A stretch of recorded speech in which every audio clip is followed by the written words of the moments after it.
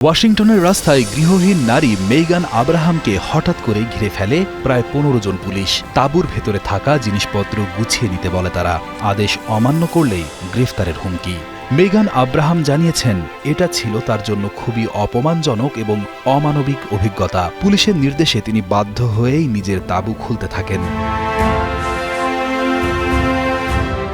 পাশেই ছিল আরও কয়েকটি তাঁবু, কিন্তু সেগুলোর মালিকরা উপস্থিত না থাকায় কোনো সুযোগ না দিয়েই সেই তাঁবুগুলো তুলে সরাসরি ফেলে দেওয়া হয় বড় ডাম্প ট্রাকে। সেখানে থাকা বাইসাইকেল ও অন্যান্য জিনিসও একইভাবে ছুঁড়ে ফেলা হয়।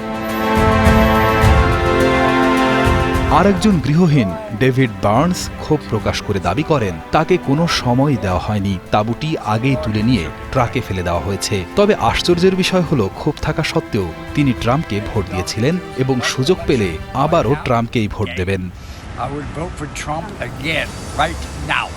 মেগান আব্রাহামের দাবি, স্বাস্থ্য ও মানব সেবা বিভাগের একটি নোটিশ তিনি পেয়েছিলেন।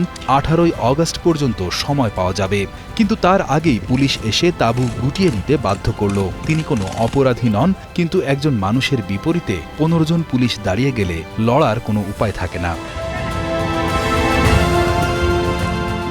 এই উচ্ছেদ অভিযান শুরু হয়েছে প্রেসিডেন্ট ডোনাল্ড ট্রাম্পের নির্দেশে। তিনি দাবি করেন, ওয়াশিংটন ডিসি অপরাধ ও গৃহহীনতায় জর্জরিত।